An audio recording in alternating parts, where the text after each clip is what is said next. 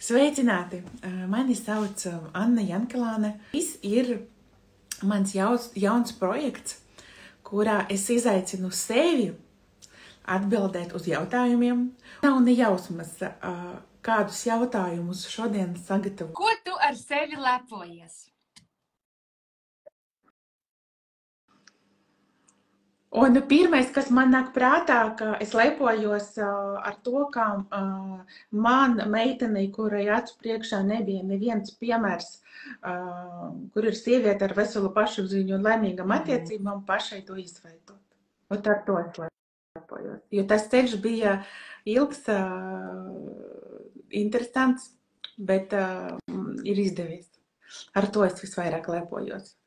Un vēl es ļoti lepojos, ka man ir izdevies un jau stabili noturēt šo rezultātu jau vairāk nekā gadu, ka es visu darītu ar mīlestību. Ka ar mani kaut kā manipulēt, spiest uz vainas sajūtu vai uz vēl kaut ko vairs nav iespējams. Es tik ļoti dzirdu un jūtu sevi un savus impulsus, ka tas man priecē. Un vēl pēdējais tāds, ar ko es lepojos, ka es visās dzīves jomās esmu atradusi sevi, savu centru, un tagad es esmu pilnīgi brīva no citu cilvēka tādiem vērtējumiem. Tas man tāds svaigākais. Tad bija vēl kaut kāda tēma, kuru tu vēl paspēji sakārtot, un tagad ir sajūta, ka... Jā, man tieši ar manu blogu bija šī tēma. Ar manu blogu bija šī tēma, ka mēģināju pielāgoties kaut kādām mācībām, kā tur storijos, kas jādara, bija visāds kursu sakarā ar šo mācījusies, tur biju mēģinājusi nevis pēc sirds, bet kā vajag darīt. Šabloni, jā. Atklāti sakot, biju pārdzīvojusi, ka man sekotāji nenāk vai atsakojas.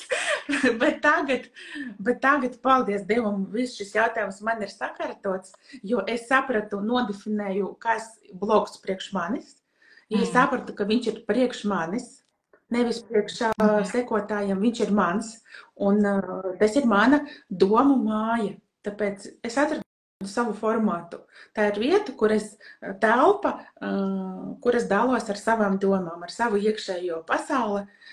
Jā, tiksminos par kaut ko, par savām foršām attiecībām, bet ar mērķi iedvesmot, kā tas ir iespējams. Jā, ka tā ir mana doma māja, un kā mani cilvēki, mani lasītāji, noteikti tie ir lasītāji, jo mans blogs ir lasamviela, nevis bilžu kolekcija. Ja?